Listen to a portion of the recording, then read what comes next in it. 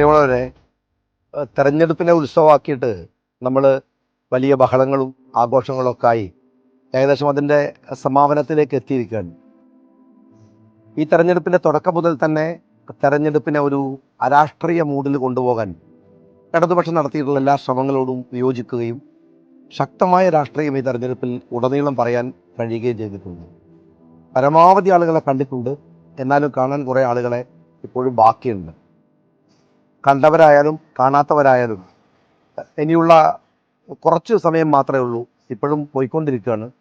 9-ാം തീയതി പോളിംഗ് ബൂത്തിലെത്തുമ്പോൾ നിങ്ങൾ കോണി അടയാളം മറക്കരുത് എന്നും നമ്മുടെ നാടിനെ, ഈ വേങ്ങരയെ, ഈ സ്റ്റേറ്റിനെ, നമ്മുടെ രാജ്യത്തിൻ്റെ യശസ് ഉയർത്താൻ കഴിയുന്ന രാഷ്ട്രീയ പ്രവർത്തനങ്ങളിൽ നിങ്ങളുടെ വോട്ട് കൊണ്ട് അതുവഴി ഞാനൊരു ജനപ്രതിനിധിയായി തിരഞ്ഞെടുക്കപ്പെട്ടാൽ തീർച്ചയായിട്ടും ഞാൻ എൻ്റെ ഉത്തരവാദിത്തം നിർവഹിക്കുമെന്ന് ഞാൻ നിങ്ങൾക്ക് വാക്ക് തരികയാണ്.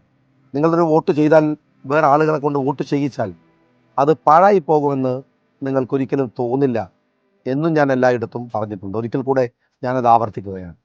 9-ാം തീയതി പോളിംഗ് ബൂത്തിലെത്തുമ്പോൾ നിങ്ങൾ കോണിച്ചിഹ്നം മറക്കരുത്, UDF മറക്കരുത്. കഴിഞ്ഞ 10 വർഷക്കാലമായി അനുഭവിക്കുന്ന ദുരിതങ്ങളും പ്രയാസങ്ങളും ഇനി ആവർത്തിക്കപ്പെടാതിരിക്കാനുള്ള വോട്ട് കൂടി ആവണം എന്ന് ഒരിക്കൽ കൂടെ പറയുന്നു. നിങ്ങളെല്ലാവരോടും ഒരിക്കലൂടെ കോണി അടയാളത്തിൽ വോട്ട് ചോദിക്കുന്നു.